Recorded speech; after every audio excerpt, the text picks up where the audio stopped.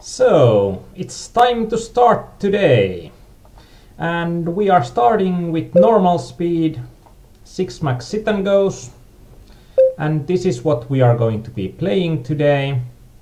As you can see, we have quite an array of different buy-ins. I started with the 280, 550 and 11 so that we can have a decent session going from the beginning. And I think the $11 games are pretty much the highest games that run constantly. The 550s are also running pretty well, and the 280s are. I think that you can get at least 4 to 6 tables of them open pretty much always. In these 6-handed sit and goes, I think that there are some things to take into account when playing on 888 poker. On 888 poker there are no antes involved in these normal sit and go structures. As you can remember from the Nitro sit and goes or actually I don't remember, did we have Nitros in English? If we didn't have, then that's one structure where there are antes involved, and also in the 8 max super turbos there are antes, but it seems quite random on when do we have antes and when do we don't. And now we are having a pretty nice card run because we are having ace king and ace queen that are easy spots to isolate the limper, even though our position isn't the best. I don't think that our opponents are also hitting much on this kind of a flop, and I think that these guys that are in these general 6 maxes are playing more of their own cards than thinking what I should have, so this is pretty much a bet fold for me, especially when Serkonov came here as well, and it's interesting to see what cards do our opponents have. Interesting to see that Serkonov only, and I think that I'm ahead in here pretty much always. That's actually something that I think I should have c-betted as well. And stream shouldn't have stopped. Everything seems to be working on my end. So nothing much I can do. And hello Neo, hello Kauris, hello Makine, and hello Rotman. And hello Kuba, thanks for telling that the image is now visible.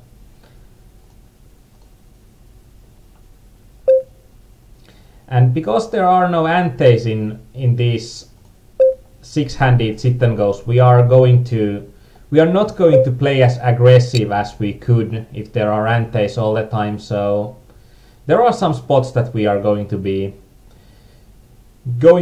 less active on the beginning stages of these sit and goes. And that's good to hear that it's working.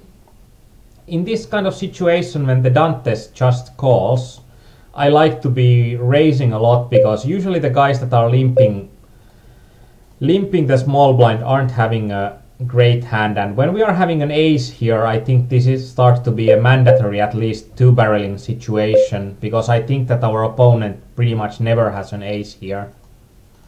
So I think that's an easy spot for us to make money. In here it's harder for us to make money because of the board texture. In this situation it's quite likely that the opponent never has an ace, but in here it's 9, jack and 10, and those are pretty much the cards that are hitting really hard someone that limps from the small blind. So the meddling cards are really common. And it takes some getting used to 888 poker. I had something like, I think, close to... If this would be suited, this would be an easy call, but without position, and this is going to be a nasty spot to play when there is the one guy is all in already. I can't fold to a min bet, and now we got some extra equity there.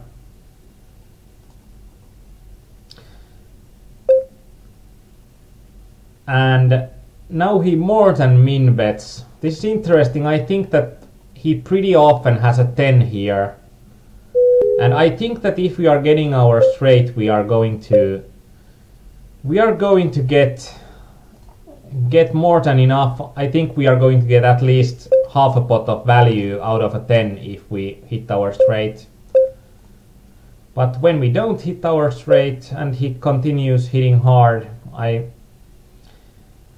think that it's going to be an easy fold, and without the 7 it would be an easy fold on the turn as well.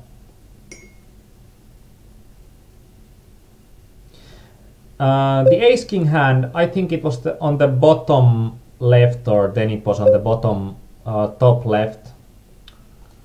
Please include the table that I'm in, because there are some kind of players that I don't like to see bet it, but I think in this kind of table, when it has been limped and caught to me, I think that our opponents are having mid to high cards pretty often, and I like to get it at this phase with ace king.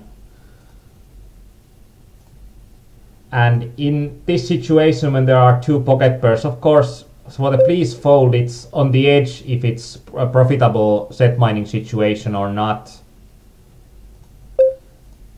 But for the Serkonov, I think that 3-betting would almost always be better than just calling with queens.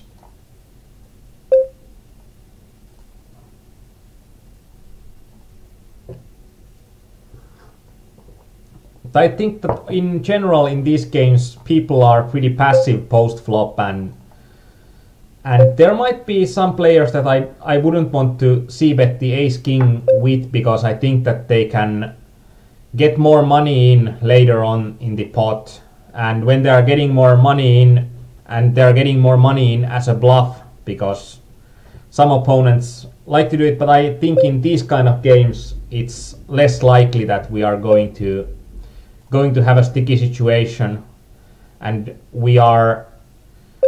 I don't think that in these situations people are going to re-raise weaker ace highs or king highs in that kind of spot. So when opponents are re-raising us on the flop, I think it's pretty likely that they are having a better hand.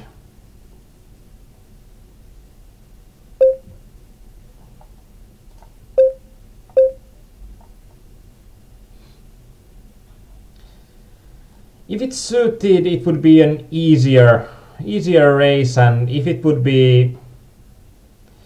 would be antes, it's an easy raise, and I think it's pretty much borderline in here as well. Something like ace 5, ace 4, ace 6.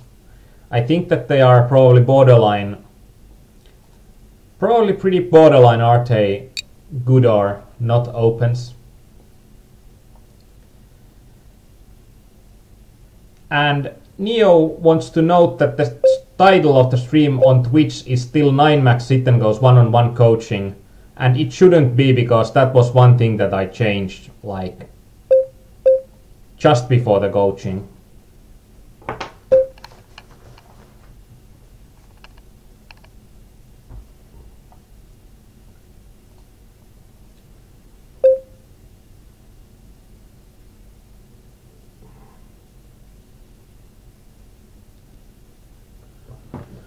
Sometimes I so much hate computers.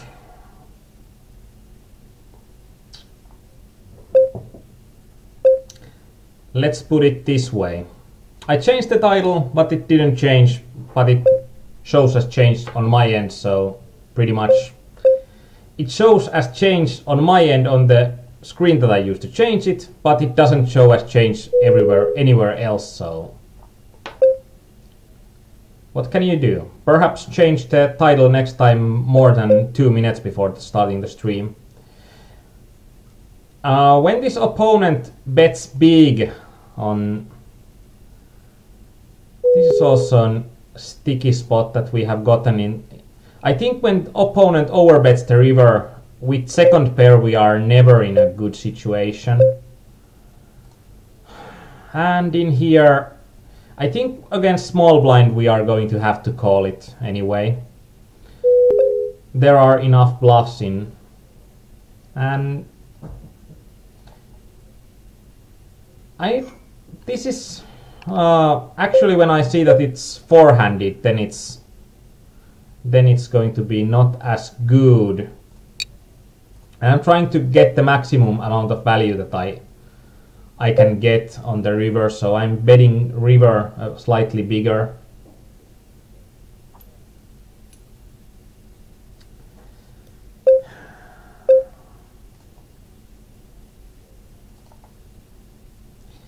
I'm thinking that should we have a break in the middle so I can change the stream title because it bothers me.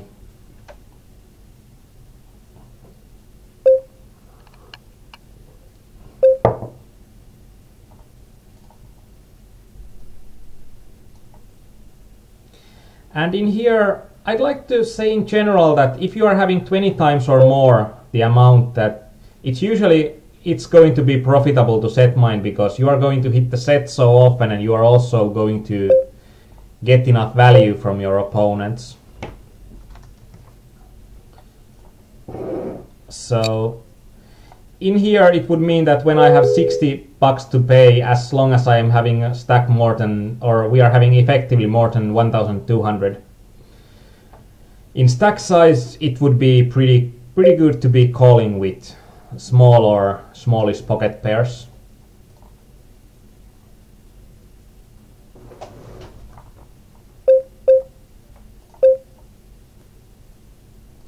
Or it also can be that Deja could change the screen title or stream title in Twitch if she doesn't have games going on.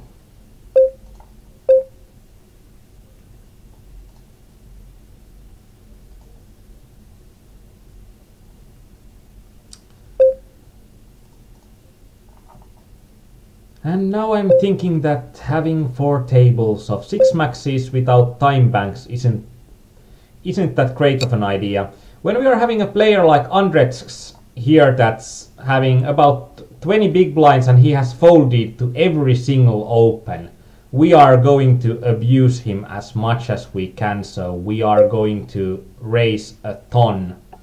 And we are raising smaller when effective stacks start to be 25 big blinds or less, so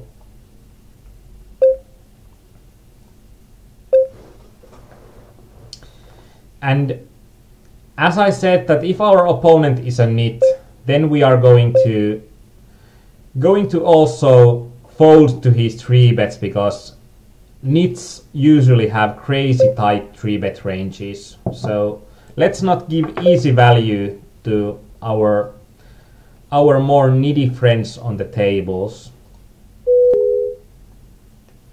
And I presume that the players that are regs in these tables are playing slightly more passive strategy, and they are playing really tight and aggressive. So this unreg guy could even be a reg. And in here I'm trying to have a thin value bet on the river. I think that my king is almost always going to be good, and if he raises, he's such a loose passive player, so if he raises I'm going to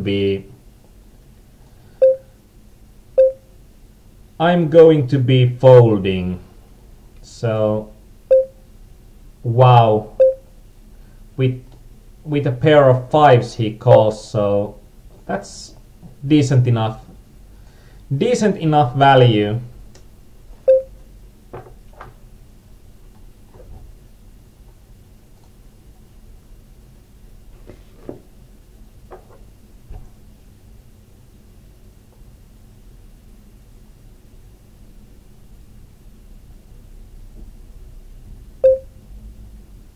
And these games are pretty devilish right now when we are seeing that hand number 6666 and something has been dealt. I'm now trying to take my chances and see how these guys are reacting to reacting to small opens.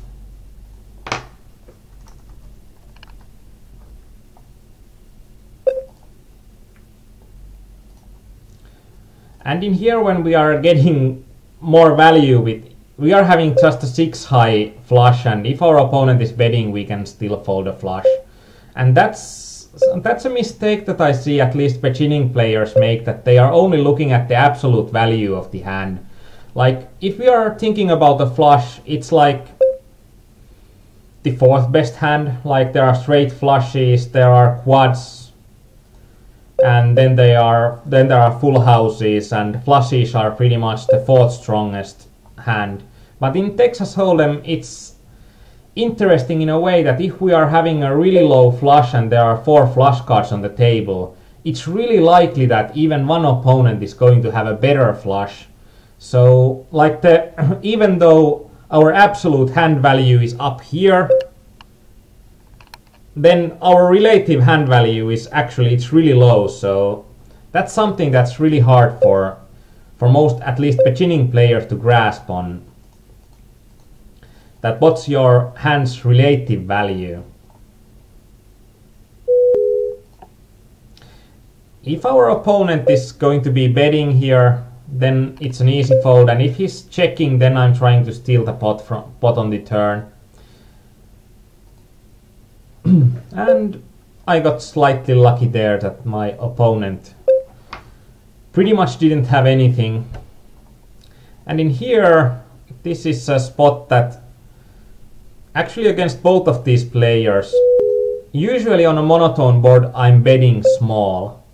But now I'm betting higher, because I think that it's pretty likely that our opponents can have that.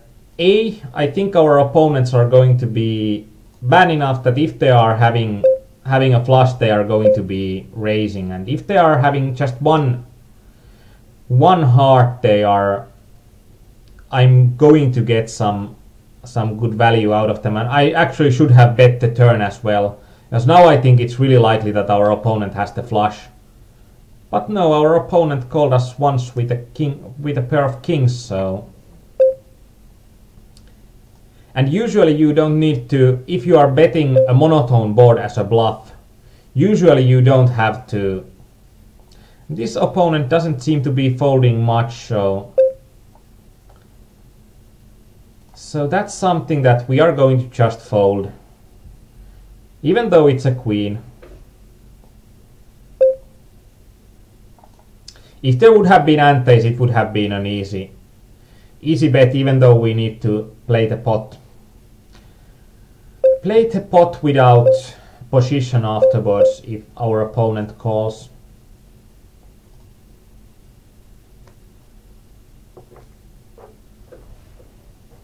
And on the top left table we are having them aces. And aces are always fun, except the aces would have been worth a lot more on this bottom left table. And this is pretty insane, because for the player notes I'm like noting I like to play with him, like the player pool in an $11 game. I think the players are probably, I'm seeing the worst players in this game, so it's slightly interesting because it's the highest game that runs. But in 888 poker, it's really nice to play because you don't have to game select that much. Pretty much all the games that open are really good. So that's something that you can take into account. Like in PokerStars, you pretty much need to start game selecting at some point. On top left, it would have been interesting if it would have been unopened to me, because I would have min raised this, even though this is a clear shove spot. But when our opponent is this needy, I think min raise folding is way better than shoving with even a hand as strong as Queen Jack.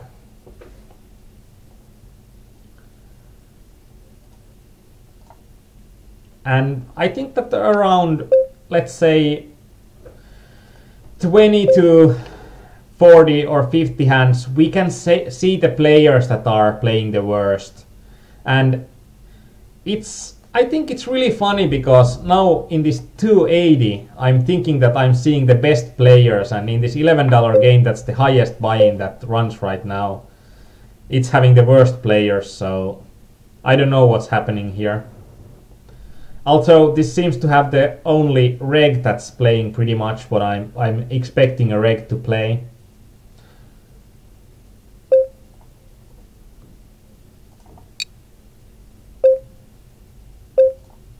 And thanks Deja for changing the info.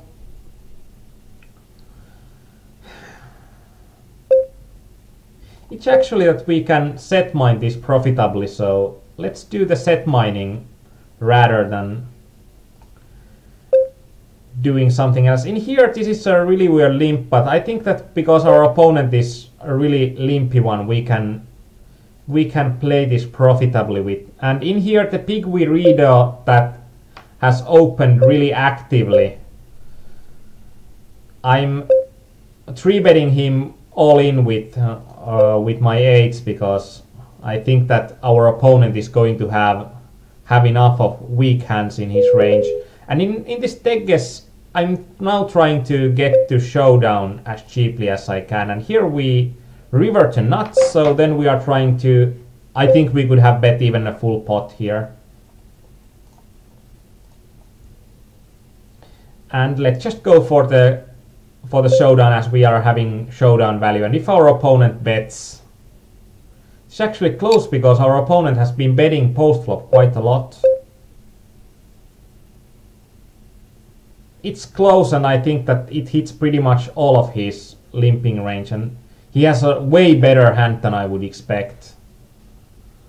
A way better hand. And now that we are only about 9 big blinds deep, I would have shoved the Jack-7. But even 10 big blinds deep, I think raise folding against the nit is better than raise calling. And of course, thanks for Neo1186 for letting us know that the info was wrong.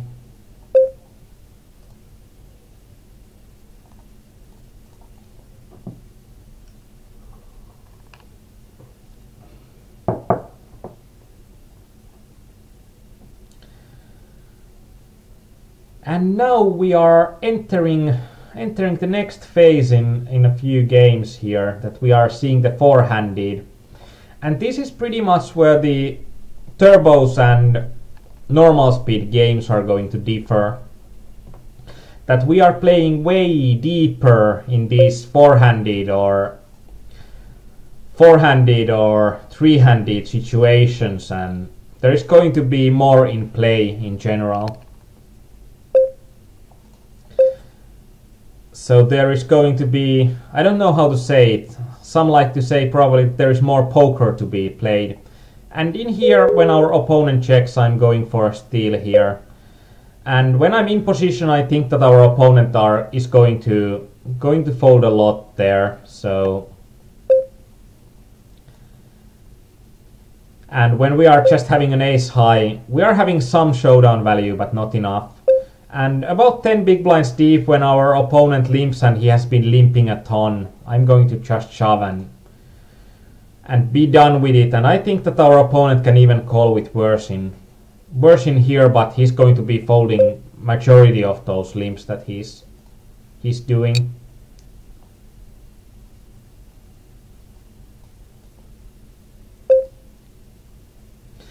And Neo1186, yeah, I think you're correct that people are open limping stuff like ace-king and king-queen suited. Especially on this bottom left table, I think that there are like 3 players that are quite likely to open limp even some of the strongest hands. So it's going to be interesting. And here with the ace-9, I'm going to be min-raise calling, because my opponent seems to be a pretty regular looking player, so I'm thinking that he's probably going to be 3-betting wide in this kind of situation. With ace-king we are going to be calling anyone's bet, even though it's going to be nasty to call this bombadil. And when we are looking at the lobby, it's really a weird situation in these games, because we are having a three-way price draw. So we are having the same exact price structure than we are having in the 9 maxes. So it's going to be slightly weird, but if you are playing 9 max sit and goes, these are probably the easiest sit and goes you can turn to, because the price structure is pretty much exactly the same. And in here, when the Stegges only limped, it's going to be a really easy shove with any ace, and something like King 10 I would have also shoved here. And top left, I'm opening about 100% blind versus blind against a needy player. And in here, I think that when there are at least 2 flush draws, it's going to be pretty easy to be raising. And it's interesting in 888 poker because they are having a ton of different structures. Like in the Hyper Turbo 6-handed, it's pretty much the same structure as in pretty much all the sites, that it's the 65-35 price pool structure and only 2 players paid.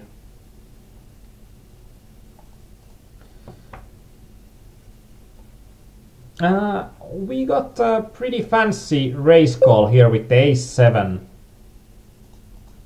And in here I'm pretty... Oh, now he limp calls with ace king, so... Now that Neo said that some players open limp ace king suited, so we got a show of it. So what it looks like when our opponent is open limping ace king suited.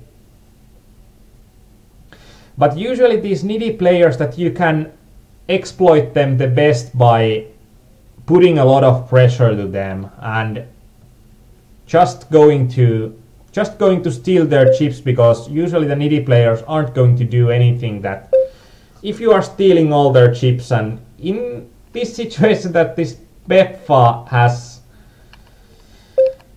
raise called us with, when we were the second stack and he was the biggest stack with ace 7 suited, I'm not going to be 3-bet shoving king 8 suited, even though this is a spot that we can, for a player that knows what he's doing on the bubble, we can put immense pressure on him. But when player doesn't know ICM and he doesn't know, or let's say that when player doesn't know ICM, he doesn't feel the pressure the way he should feel the pressure. So in those kind of situations, it's really hard to put pressure onto an opponent, and you need to take it into account, because if you are doing mistakes on the bubble, the mistakes on the bubble are going to be the most expensive mistakes you are going to be doing. And Marcus Y says that this looks a lot like bar free rolls. I think that it feels like it as well, because these players are...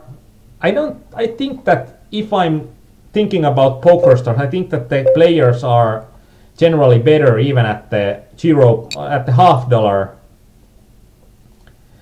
And I'm just trying to get it in, because I think if he has 1 diamond hand, he's going to be calling here pretty often. Now we are having a nit and a sitting out, so what's there not to like?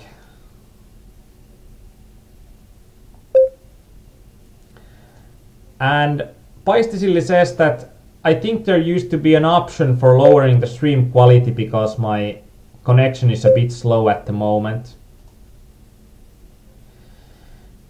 Yeah, there might be an option. I think on Twitch what they have been doing is that if you are a really famous and a streamer that gets a lot of views, you are going to get the options for, or your stream gets transcoded to different quality settings. But when we have started on Twitch just, 2 weeks ago, we are not famous and we are not getting a lot of viewers, so we are not getting the transcode options.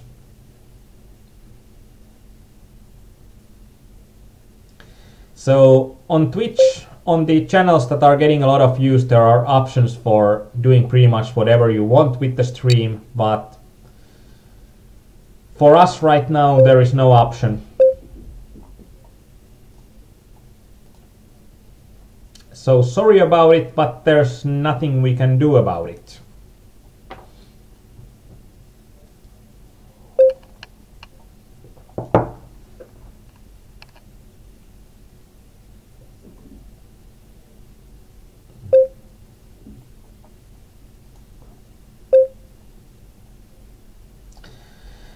In here, when the Stegges guy is also calling again,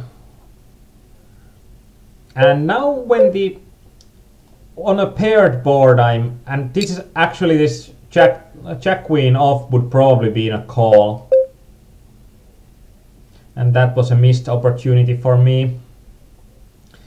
And in here I think that Stegges pretty much never is going to have an ace or a queen, ace on an 8, and so with 5-6 when I'm donking I'm getting the pot often enough.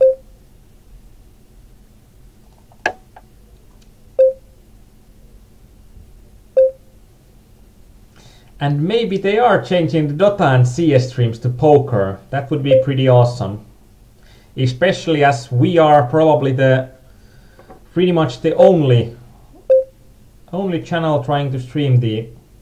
And in here I'm taking a bit of a passive approach when I think that our opponents are pretty likely to having an ace, and if they're not having an ace, then it's or ace or a weaker king, then it's pretty unlikely to get value from him. And basically that's also a good idea to advertise a bit, because it always helps. The more viewers we are going to get, the more we are also given what's it called? The more we are given support or whatever from the Twitch's side as well. Interesting. We are having a pretty weak flush draw, and now we are having a weak flush draw and a stronger straight draw, so we are having a ton of good cards on the river and nothing hits.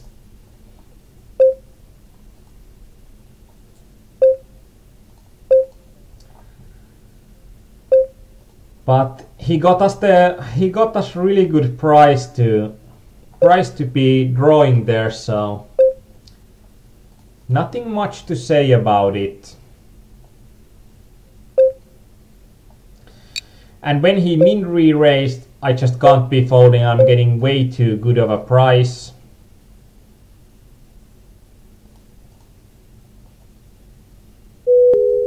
In here with ace high, I'm thinking that I'm going to get the pot sometimes.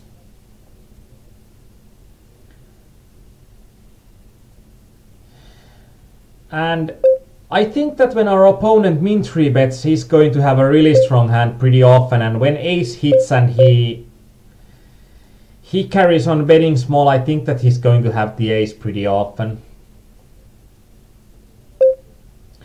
And Neo1186, the donk bet was interesting. Are there some general situations when you should use donk bets? I think one of those general situations is that you are having an opponent that's going to be looking at mainly at their cards, and it's going to be likely that he's going to be folding to your bet, but if you check, he's going to bet, and then you can donk bet as a bluff with a pretty wide range profitably.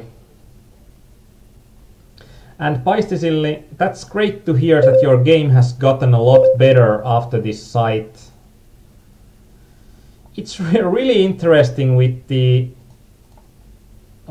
top right table,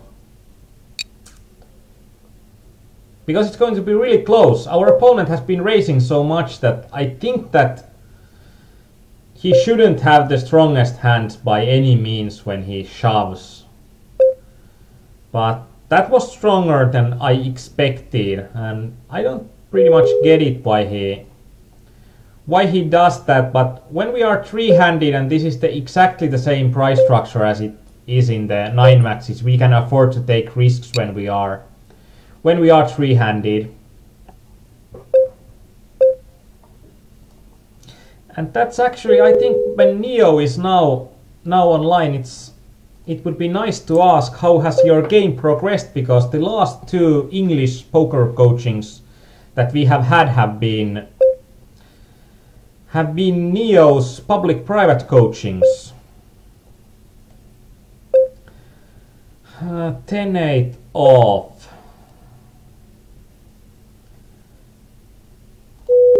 I pretty much hate it on the bottom left table. It's so close to being a profitable shove, and with antes this ace-3 would have been a profitable shove. Pretty much always. And as you can see in these games, I think that it depends a lot on what kind of games do you have. Like if you are having needy opponents, your stats can be pretty wild. And if there is a table that you are having opponents that are pretty much calling anything, and this is an interesting situation. I probably couldn't call something as strong as tens or ace-queen in this spot. I'm a bit unsure about ace-king as well, because when this opponent calls with a larger stack, I think actually that I can call something like jacks plus and nothing else in this situation. When this opponent raises big and he 3-bets only slightly more. And Chabamba has been so active from the small blind that we are going to need to be shoving against him. And this jack deuce, it's going to be on the edge. What? And Markus, why I think that our opponent would have a capped range when he shoves, that he never has a really good hand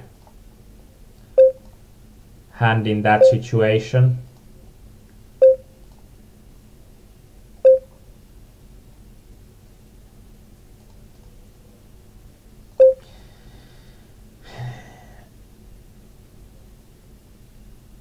It's interesting to see that the Befa is folding a lot even to small opens or small steals, but he'll pretty much, and now we are heads up in this game, and of course when our opponent that has been really active is, I'm way too busy right now with all these games. And in heads up I'm just thinking that I'm trying to get an edge on my opponent by raising a ton. So usually I'm playing pretty active, and I think in heads up most people are making mistakes that they are. In here I think that if we check we are never winning the pot, but if there is a small raise on the river, we can get our opponent to fold some of his better high cards and even some pairs. And Neo, that's great, you have added 3.5s and you are going up, so that's always great to hear.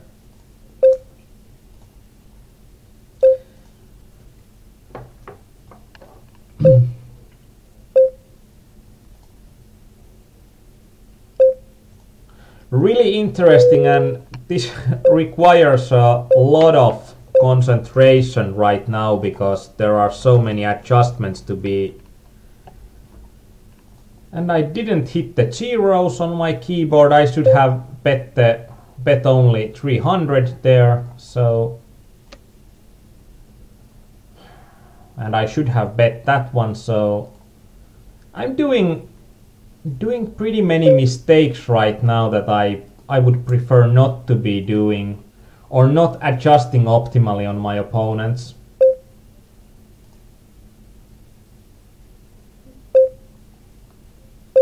And King 7 off, it's going to be plus EV to be shoving here. And with the Chachabamba all in, King 10 suited is pretty much on the edge, but he has been so active, so it should be good. And now that our opponent just had King Jack, it's, well, what can you do? And this I guess has been limping so much that now we are making him pay for his limps, and of course he has a dominating hand the time that we make him pay, so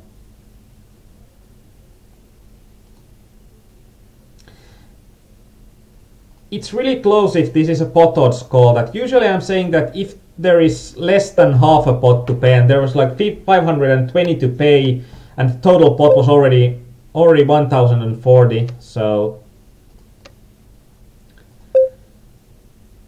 it would be pretty much on the edge, should I pay or should I not be paying, or 1020, so it was on the edge that should I pay or should I fold.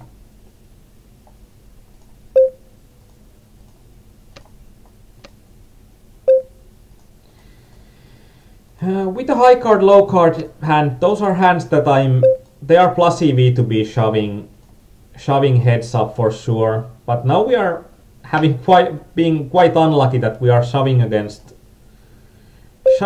hands that are dominating us.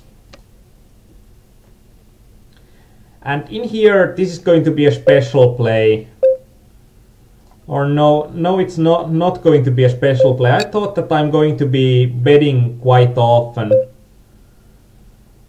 as a bluff, or like shoving as a bluff when the pot is quite high as already.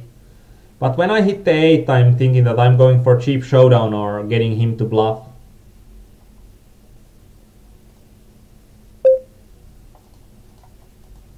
I'm trying to get more tables going on.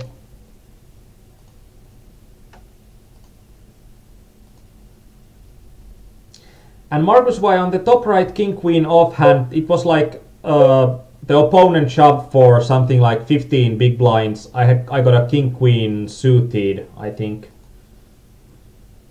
I think it was not an offsuit King Queen, but I got King Queen, and I called him because I thought that our opponent he has been raising a ton in that kind of situation, and that was the first shove, and I think that the shove would be pretty much weaker at that point.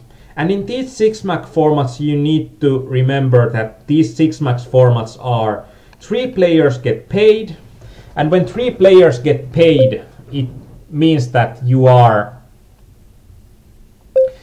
going to have a really tough bubble when you are 4-handed, and after you are 3-handed, you are already in the money, and the play onwards from there is going to be with less ICM implications than in normal 6-max sit and go. In normal 6-max sit and goes, it's going to be the highest amount of bubble affects your play is going to be in the 3-handed stage, but in these games it's going to be in the 4-handed stage.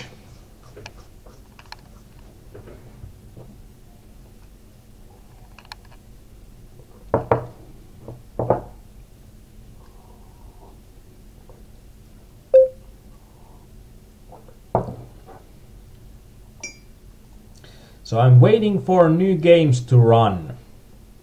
And we can see that the player pool is pretty wide in these games, that now we started like 45 minutes after the first games, or the games have ended. And it's pretty interesting that we started about 4 games at pretty much exactly the same time.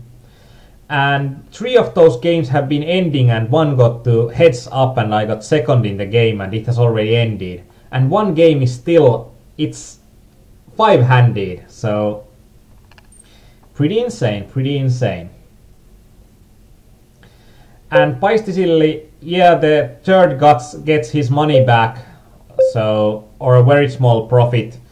In $550 game, I can show the lobby, so the price structure is that you are getting $6 back if you are third, so you are getting your money back and some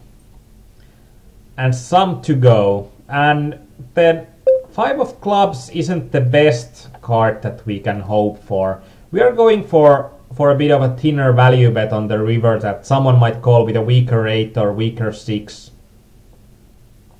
So, but I don't think that you should be only thinking that this is only your own money back. I think that you should think in equities and how much equity do you have on the table. And when you are thinking in equities, then you are making the best available decision to increase your equity, and that's pretty much what tournament poker is all about.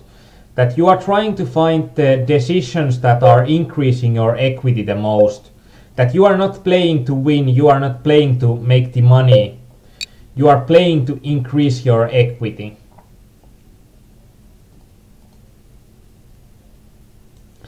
And basically, I think the normal top 2 gets paid is much better.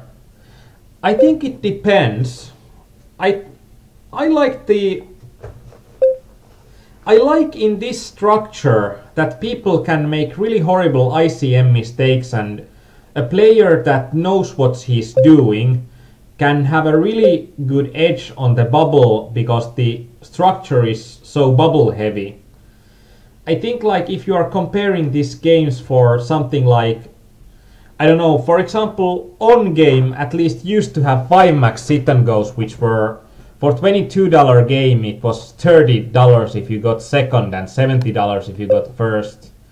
And those were games that if you were playing just to win the games, you will be pretty correct in what you are playing. But I think there have been, I think on micro gaming or interaction it used to be that it was 60-40. And in that kind of structure it's also really easy for opponents to make great mistakes. Great mistakes. And this Cachabamba is probably going to be pretty close to being a reggy player. I think that his stats are pretty reggy and he has been playing quite good, so I haven't seen the most stupid moves yet from him, or I don't think that I have seen anything stupid so far. And that always makes me nervous in 888 poker if there's some player on my tables that hasn't done anything stupid and has been playing at least 50 hands with me. But I think the top 2, I would like the 60-40 structure. I think that would be pretty awesome for creating an edge and also making variance less of an issue. But the 65-35, it's a good structure, and I think 70-30 is a structure that I like the least. I think that our opponent should pretty much never have anything here, and he should be folding to my second barrel pretty much all the time. And if he's not folding and if he's raising, I think that means that he's going to have a 7.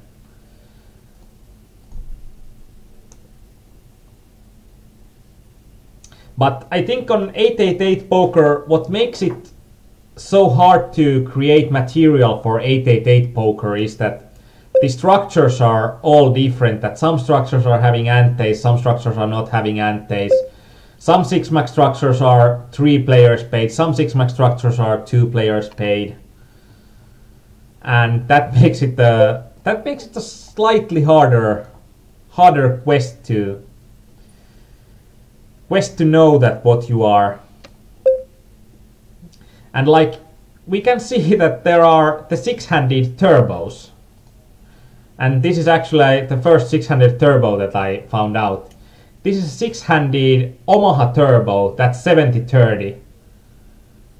And it's 2 players paid. So on 888 poker you really need to concentrate that you'll know what the structure is what you are playing for. That you need to be concentrating on getting the structure correct.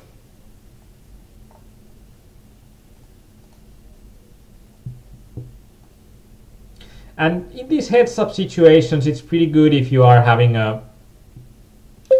for example, the when it gets short-handed, it's really good. And if you are short-handed against a reg, it's really good if you are having the Nash Equilibrium charged with you. And because this guy has been folding so much and not opening that much, I'm thinking that he might be a reg, but he's probably not that good in heads up. So now I'm trying to start abusing him for it a bit more and trying to find out ways that I can increase my equity against him. So I'm trying to, and in here it's an interesting thing that our opponent just calls us, then there are two pairs. I don't think that we can do much there, and King 5 suited, and he calls with King high. Oi oi oi. That's an instant note.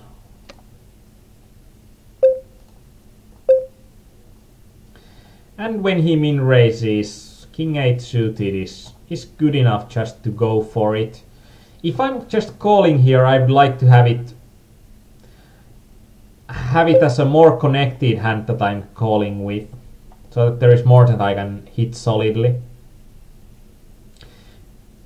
And why do I think that my opponent isn't that good in heads up? Because he's playing, he's raising really a small amount of hands and he's folding a ton when I'm raising against him. So I think that he's going to be wasting his equity by folding way too much in heads up. And what's the best way in abusing those players that are folding too much heads up?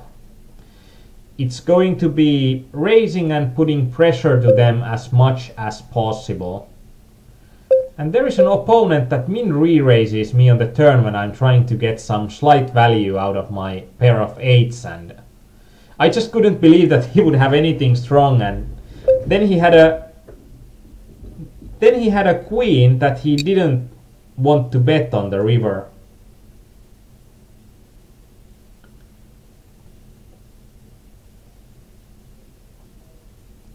Neo says that the stream is running pretty rough for me, a lot of lags and loading breaks.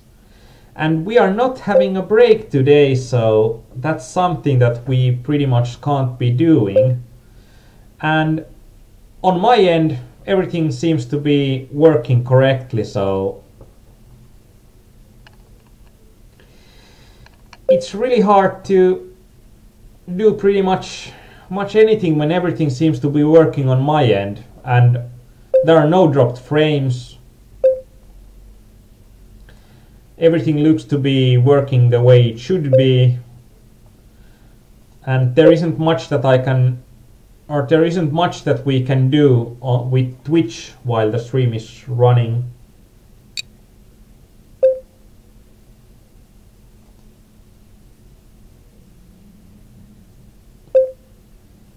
But this is pretty interesting that we can see that the first heads up was like almost 20 minutes ago.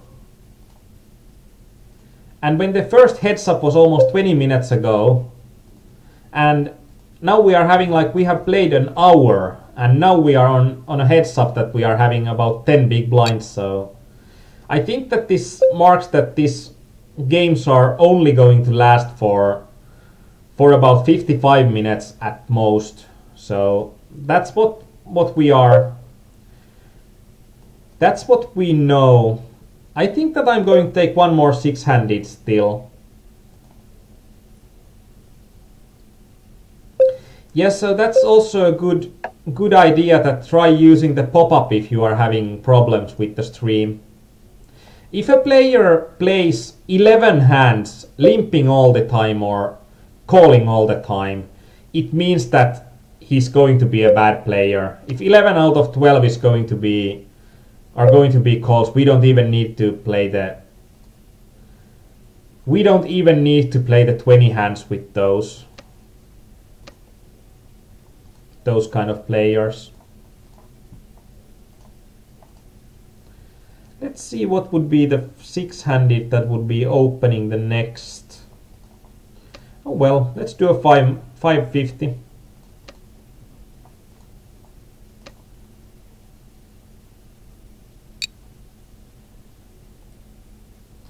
And that seems to be a good tip. On Justin.tv, that was run by the same company as Twitch. On their system, it was the previous version of Player that was working in the pop-up window, and it was their next version of the Player that was running with embeds or at the Justin.tv site. So that's something that why we are including both the pop-up link and the embed link, because on some people it seems to be working better for the embedded version, and for some people it seems to be working better for the pop-up version. So we are offering both, and we are letting you decide what do you like more. And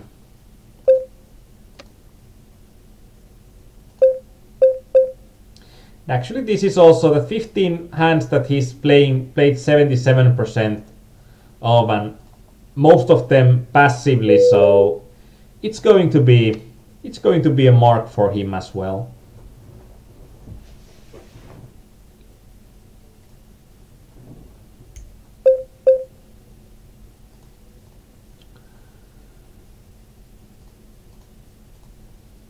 And this is going to be awesome when I'm seeing so much purple around me.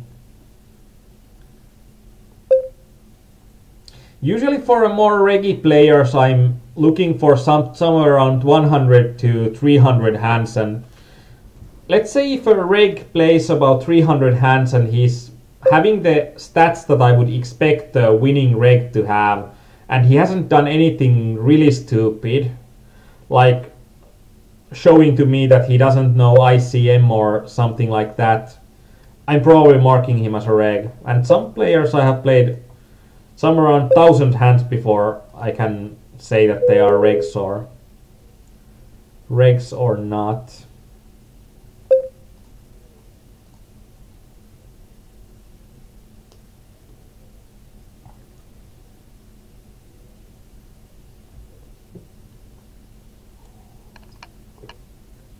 And when I said the Chachabamba later on seemed to be like a reg that knows what he's doing, but on the early games he's playing pretty needy, but he's opening up a lot of his game on the late portions. And in here, when we are having a deuce, I'm going for broke against Mr. Fox here. I think that he's going to have an overpair or ace high pretty much always, and I think I should have bet even more on the river.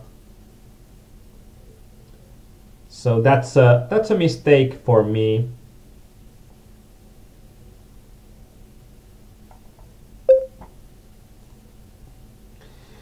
But I think that in these games, that if games are like this game seems to be, that there are a lot of players that are loose passive, playing really tight can be a winning strategy. And I think that this is one of those sites that you can play winning poker by playing really tightly. That usually the 6-max games are a bit harder to start than the 9-max games, because if you are playing really tight game in 6-handed games, the more aggressive regs, they are having more opportunities of exploiting you, and that's something that the aggressive players are going to take your money if you are playing really tight.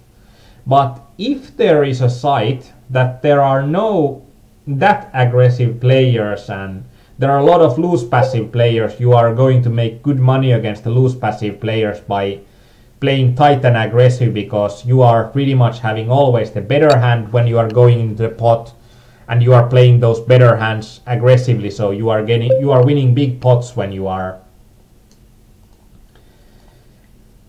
having those big hands. And Kauris says that stream works now when he restarted Firefox. That's always good to hear. So that's great to hear, because on my end everything seems to be working. So it's And it's good that you have gotten the streams to work on your end as well. And as it's just the beginning of our journey with Twitch, that's something that when it's only the beginning of our journey with Twitch, we haven't worked out all the kinks yet. We don't know how different it is from Justin.tv. So we don't have all the tools and all the thoughts on what to do when you have problems yet. We are going to have them eventually, but not yet.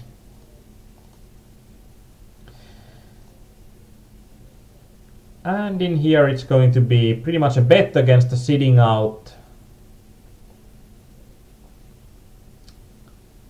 I had something in mind, but I already forgot about it. And there are two limpers, and I'm having a strong hand as 8-jack off. I'm going for isolation here, and I hope that I'm getting a heads up pot here. And this is pretty much the worst flop that I can hit. That when our opponent just calls our 3-bet, and when he checks, I think that he's going to have a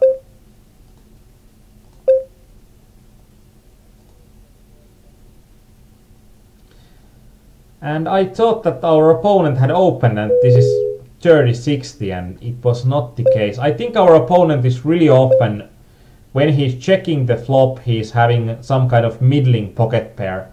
And if I'd had to guess, he's having a pair of sixes, because I think that when 6 and 7 also hit, I think it's pretty likely that he's not hitting the top of the board, but he's hitting the bottom of it.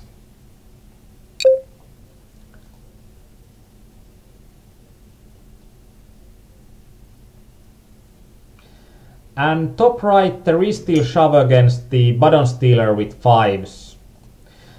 This is a good hand to also look through.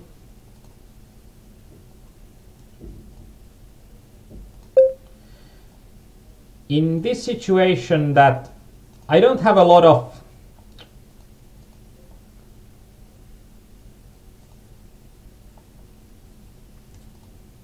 and I don't know how to use the replayer on 888 poker. Sorry guys.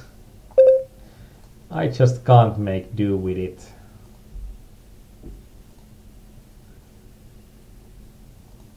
Let's see if this is a step forward. No.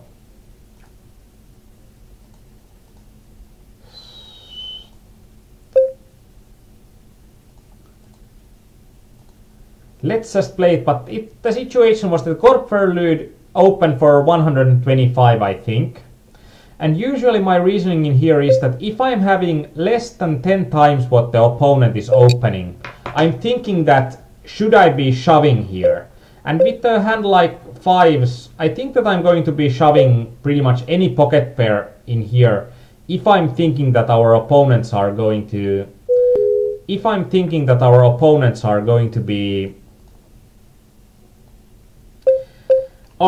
be opening wide in this exact situation. And when I'm thinking that our opponent is raising wide, I'm going to be shoving here with pretty much any pocket pair.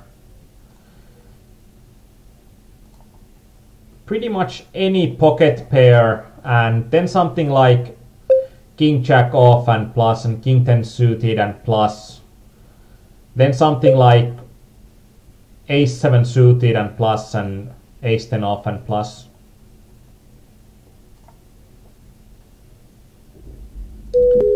The bigger buttons are for the current hand, but even those aren't working the way I thought that they should be.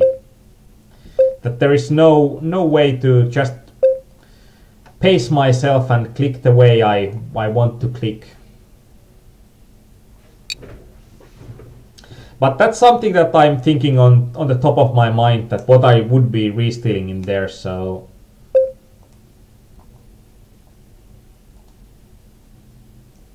And with the top part of my range I could be 3-betting small, or even something like kings and aces I could also even be calling. Actually without position I'm not calling that much, so I would be 3-betting smaller with the top of the range. And if there is an opponent that I know that he's raising a lot, like this Korverludis, he's a random to me, but he's a random and random active. So when I'm thinking that my opponent is a random active, and actually this 7-10 is probably not good anymore, more against the player that has not been folding as much.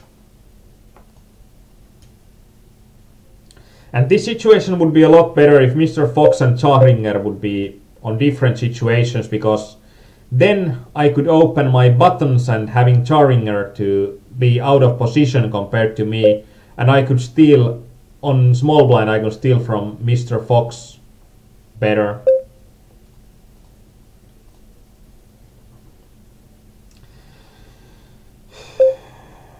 This is going to be nasty.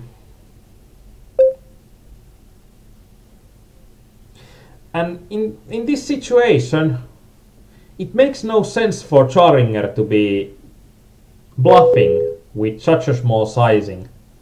And if he's never bluffing, it makes no sense for me to be calling. And if he's never bluffing, but then again, he shouldn't be bluffing, but I know that he is bluffing some of the time. Like, it doesn't make that much sense with that kind of sizing, but we'll still need to plan for it.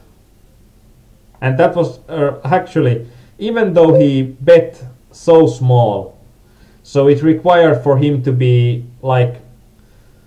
bluffing only about 1/10 of his range. It still took me a while to decide on what I'm going to be doing there.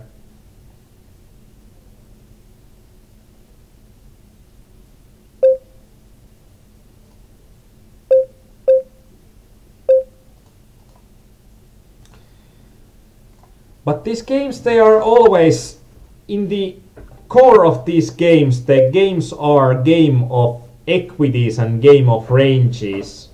So it's not about that I'm going to be always shoving deuces as a... It's not always that I'm going to be re-steal shoving any two or any pocket pair when there is only 10 big blind or 10 times more for me, but because the situation, it goes a whole lot different by how stack sizes are on the table, what kind of players there are on the table, where the open comes from. Like, I can re-steal a lot wider against small blind that I can re-steal against the under the gun player. So there are a lot of interesting. We got it in against fives.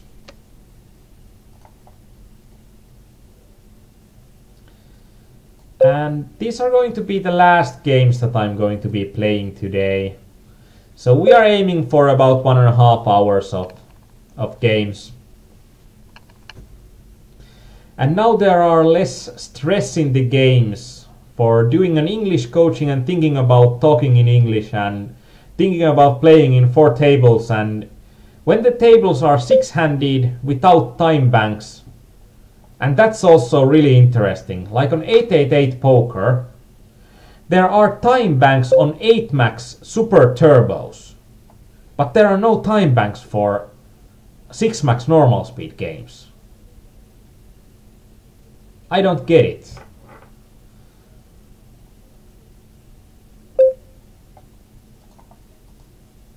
I think that these games are planned that we are having something for everyone.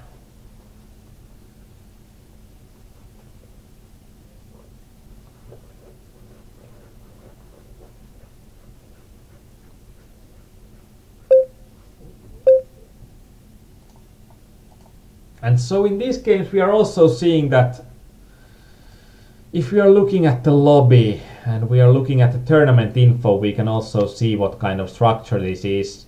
So in these games, that even though they are normal speed games, I think there is pretty much exactly the same kind of blind races that are on PokerStars right now. Actually, I think on PokerStars there is one level more, because there's the 100 and 200 which antes is like the 7th level.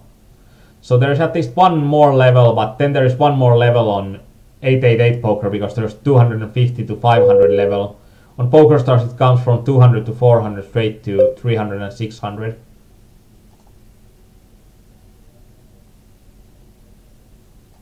When I'm having such needy players behind me, I'm going to be opening any two from the bottom. But I think on PokerStars the normal speed blind level increases every 10 minutes. So these games are, I think they are in the middle of PokerStars turbos and normal speeds. So these are not as slow as typical normal speeds, but these are slower than turbos for sure.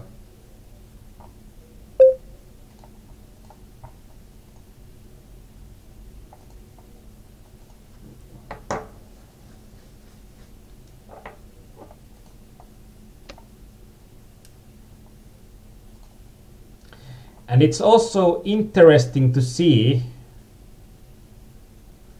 that the 600 turbos are going to be with the two players page structure. So, and this is also, I think this is an interesting situation, and I was hoping for these kind of situations, because in these kind of situations where the big blind is a really short stack, like Neo had a really nice hand on our hand analysis forums on how does a short stack affect our equities in a certain situation.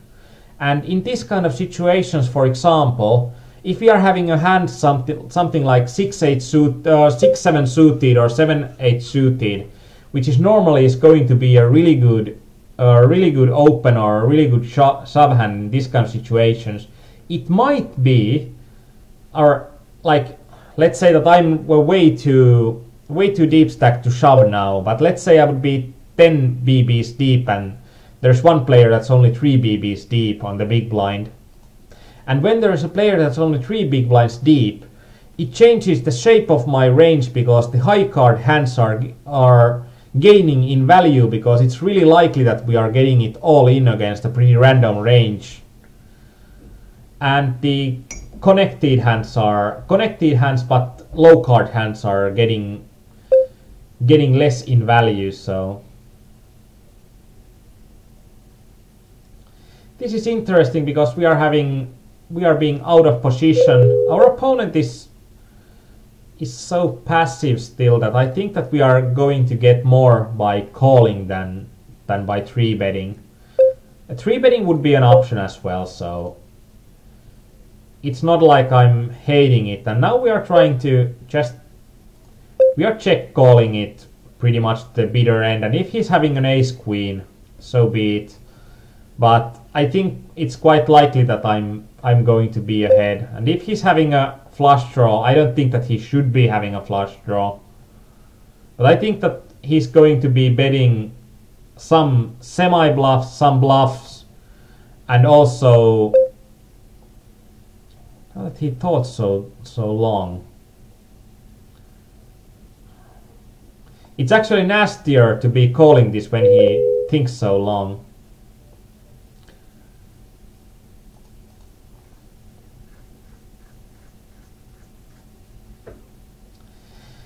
And that's one of these situations that if you are results oriented, you would look at it that if you would have 3-bet, there would be a chance that our opponent would have called and you would have gotten it in ahead.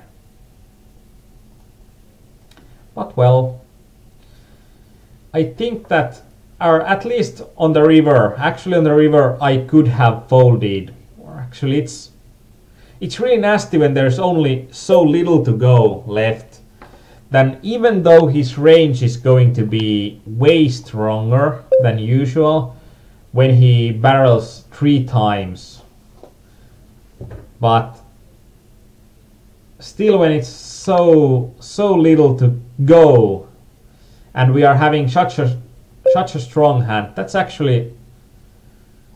hand that probably would warrant a further examination on the hand analysis, because it's a nasty situation against a slightly needy player that you are flopping an ace against a presumable tight range, like ace jack is probably at the bottom of the range. And this isn't also the optimal situation to be having queens on a table that you are having just nits behind you. But as you can see, that this is the neediest table of the day. And that's pretty much a shame that we are not having a stack to abuse it on, because we did a pretty random call. And this is also, or not a pretty random call, but we did a pretty courageous call. And in this situation, when Chachabamba 3-bets, I'm going to be folding it, especially when he doesn't 3-bet. Actually, there wasn't a good situation for him to 3-bet shove anyway. But this table is so needy that we can open a ton and make money in this table, because players are playing so little of their tables, or so little of their hands. And now it seems like I'm completely out of this world, because I'm losing my words time and time again.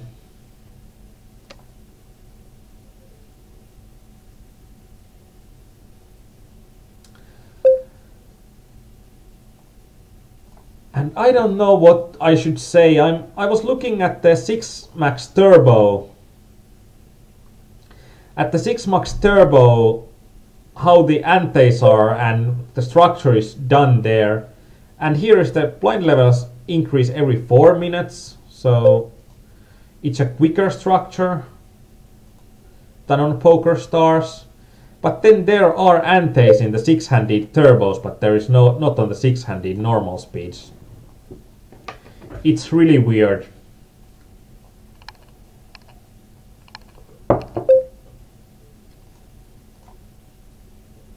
And I wouldn't be folding against a player like Snavi 14. I wouldn't be folding anything here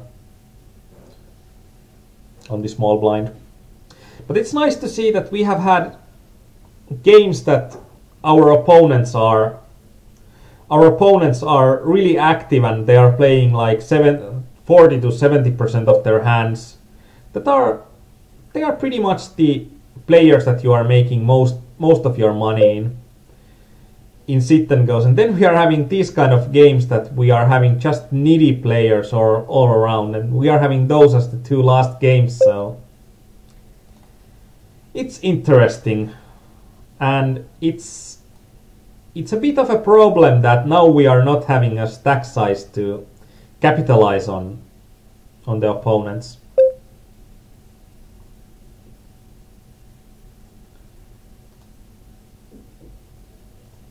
Now that if our opponent is check raising us, we are going to fold, and that's something that looks like pretty stupid. But if we are with jack high, if we are going to the river, we are pretty much never winning it. If we are shoving the flop, I think we are getting the exact same amount of folds that if we are shoving the flop or if we are betting small. And if the opponent is having a good hand, then he will be shoving over us, and that's only the great hands. I think there are some hands that the opponent could even donk bet against us that are stronger than ours. So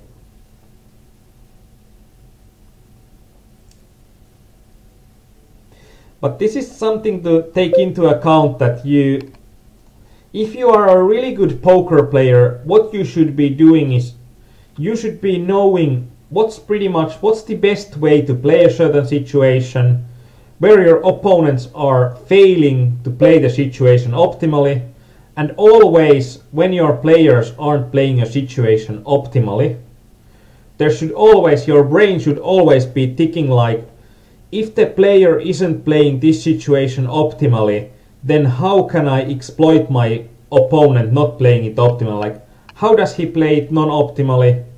And when I know how is he's playing it non-optimally, then I'm thinking about how I can exploit it to the max. Like, if I'm having players that are needier players, then I'm going to be raising a ton more than I usually do. If I'm having players that are really call happy, then it's the other way around, that I can be folding a lot more than I usually do.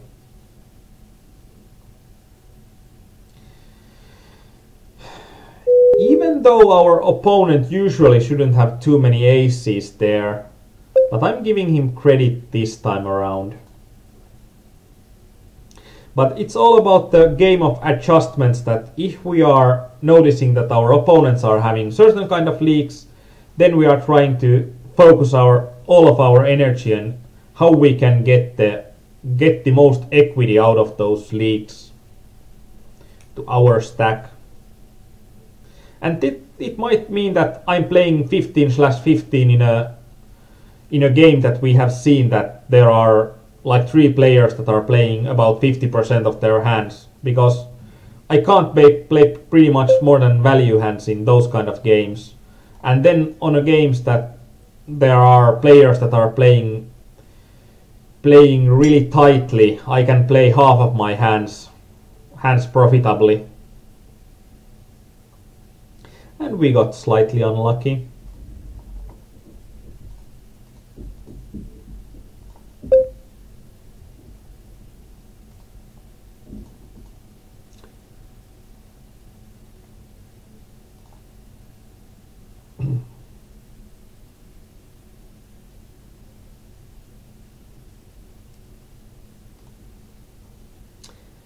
And well, now that we are having just one table left, I think it's a good time to, if you are having questions or anything, now it's the perfect time to ask, because I can concentrate on something else than just the games right now.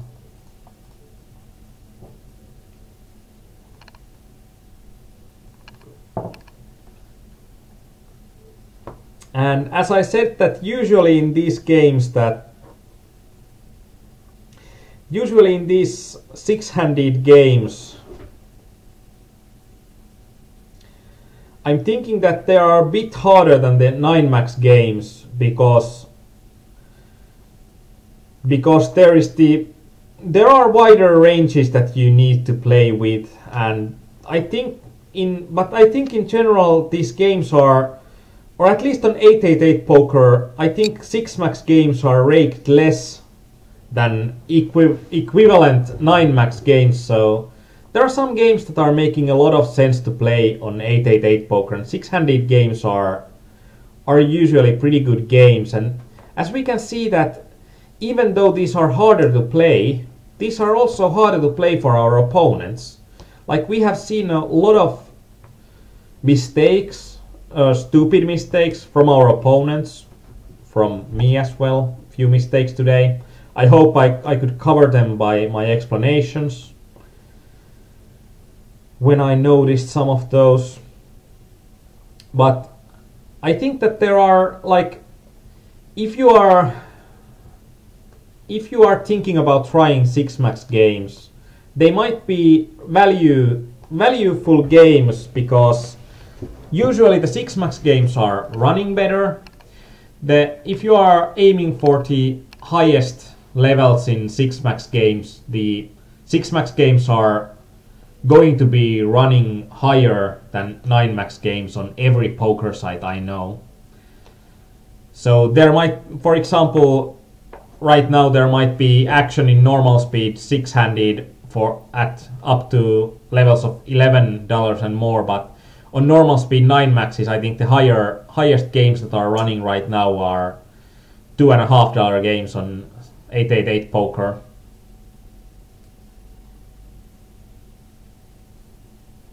And Neo had a question, and that's actually a good question to take into account. And Neo said, how do you play against good players who had fold to flop bets of 20% on 1k hands And I'm pretty afraid to get involved with players like that.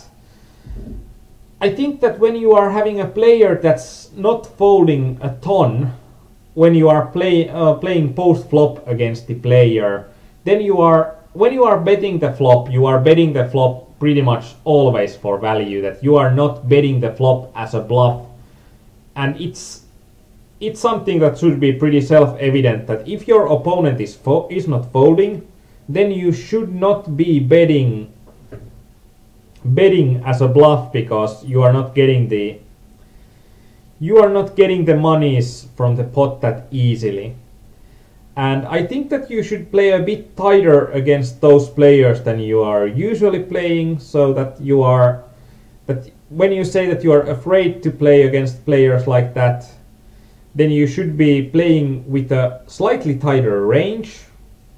And also it makes a difference if the players are usually playing tight, because if they're playing really tight at the games and they are then folding to flop at 20% of the time, it just means that they're playing with such tight ranges that they are always having a decent hand, so that's why they are hard to get out of the pot.